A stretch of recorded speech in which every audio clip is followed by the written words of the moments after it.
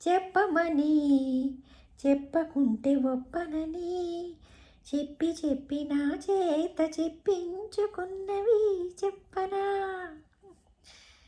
ఇక్కడ ఈ వీడియోలో భార్య చనిపోతే భర్త చనిపోతే పరిస్థితి ఏంటండి అనేది ఒక క్వశ్చన్ ఎదురైంది నాకు. ఇక మ్యాటర్లోకి వెళ్ళిపోతే భార్య చనిపోయినా భర్త చనిపోయినా నిజంగా చాలా కష్టంగానే ఉంటుంది. ఆ లోటు చాలా తీర్చలేనిది కూడా. ఇక పాత రోజుల్లో అయితే భార్య చనిపోతే మగవాళ్ళు కొంచెం ఎగ్జంప్షన్ ఉండేది వాళ్ళకి. వాళ్ళు పెళ్లి చేసుకునేవాళ్ళు. ఎందుకంటే పిల్లల కోసమో లేకపోతే వండి పెట్టే వాళ్ళు ఎవరు లేక తోడుగా ఉండడానికో అన్నిటికీ మగవాళ్ళకి కొంచెం ఛాన్స్ ఉండేది. కానీ ఆడవాళ్ళకైతే ఆ ఛాన్స్ ఉండేది కాదు. వాళ్ళు పాపం భర్త చనిపోతే ఇంట్లో ఉండి పిల్లల్ని చూసుకోవడము పనులు చేసుకోవడం తప్ప ఏమీ ఉండేది కాదు.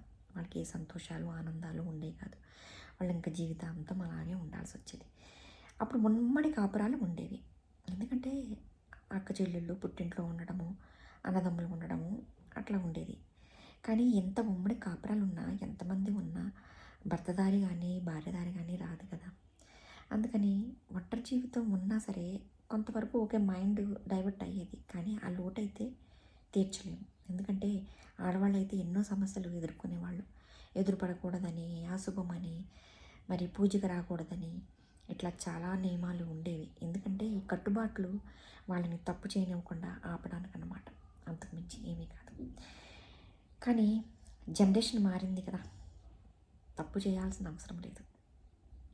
అందుకని మారాల్సిన అవసరం కూడా ఉంది. అది ఎట్లా అనేది మరో వీడియోలో చూద్దామా. Follow next video. బాయ్.